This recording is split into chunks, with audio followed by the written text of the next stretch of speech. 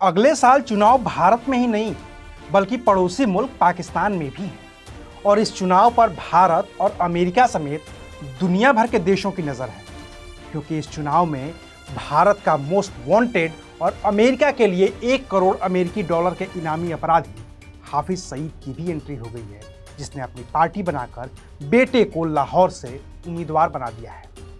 तो क्या पाकिस्तान की कमान लश्कर तैयबा जैसा आतंकी संगठन बनाने वाले हाफिज सईद के हाथ में आएगी, या फिर यह पूरा चुनाव नवाज शरीफ की पार्टी पाकिस्तान मुस्लिम लीग नवाज, बिलावल भुट्टो की पार्टी पाकिस्तान पीपल्स पार्टी और इमरान खान की पार्टी पाकिस्तान तहरीक इंसाफ के बीच ही सिमट कर रह जाएगा?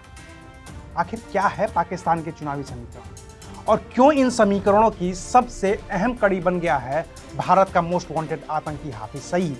आज बात विस्तार से।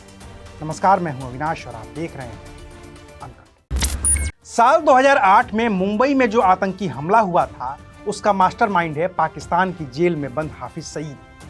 वो लश्कर तैयबा जैसे खूंखार आतंकी संगठन का संस्थापक है जिसे अमेरिका भी आतंकी मानता है, और उसने अपनी तरफ से हाफिज सईद पर 1 करोड़ अमेरिकी डॉलर का इनाम घोषित कर रखा है। लेकिन अब जब पाकिस्तान में आम चुनाव हो रहे हैं तो जेल में बंद हाफिज सईद ने भी अपनी पार्टी बनाकर पूरे पाकिस्तान में चुनाव लड़ने का ऐलान कर दिया है।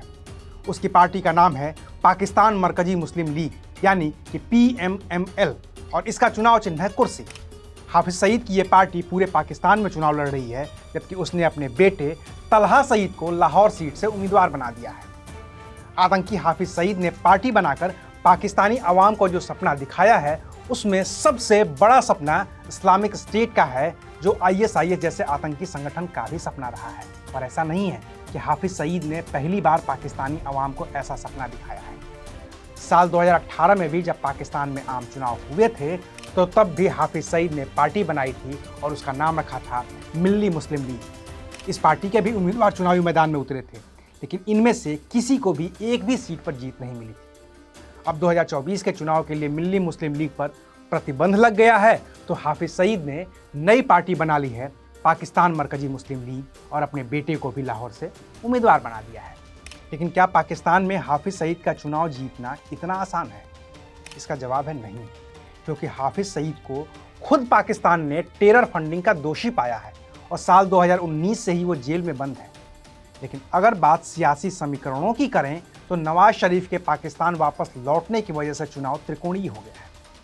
पाकिस्तान की राजनीति में एक सिरे पर खड़ा है भुट्टो परिवार, जिसकी विरासत संभाल रहे हैं बिलावल भुट्टो, और दूसरे सिरे पर खड़े हैं हाल ही में पाकिस्तान की राजनीति में लौटे पूर्व प्रधानमंत्री नवाज शरीफ। रही बात तीसरी पार्टी पाकिस्तान तहरीक इंसाफ और उसके नेता इमरान खान की, तो इमरान खान की पूरी राजनीति फिलवक्त पाकिस्तान चुनाव आयोग के रहमो करम पर टिकी हुई है। खुद इमरान खान तोशाखाना मामले में दोषी ठहराए जा चुके हैं। उनकी पूरी पार्टी ही भ्रष्टाचार के गंभीर आरोपों का सामना कर रही है, और इसकी वजह से उनकी पार्टी का सिंबल भी पाकिस्तान के चुनाव आयोग ने फ्रीज कर रखा है। तो ऐसे में 8 फरवरी 2024 को पाकिस्तान में जो चुनाव होने हैं, हो सकता है कि उसमें चुनाव सिर्फ 2 पार्टियों पाकिस्तान मुस्लिम लीग नवाज यानी कि PMLN और बिलावल भुट्टो की पार्टी पाकिस्तान पीपल्स पार्टी यानी कि PPP के बीच ही हो। बाकी तो पाकिस्तान का चुनावी गणित ये है कि वहाँ नेशनल असेंबली में कुल 336 सीटें हैं, लेकिन चुनाव सिर्फ 266 सीटों पर ही होते हैं। बाकी की 70 सीटों पर मनोनयन होता है, और सरकार बनाने के लिए किसी भी पार्टी को कम से कम 134 सीटों की दरकार होती है। और अभी पाकिस्तान के जो ओपिनियन पोल सामने आ रहे हैं उसमें साफ साफ दिख रहा है कि पाकिस्तान के पंजाब प्रांत में जो 141 सीटें हैं वहाँ नवाज शरीफ हावी हैं, तो सिंध की 61 सीटों में बिलावल भुट्टो की पार्टी हावी है।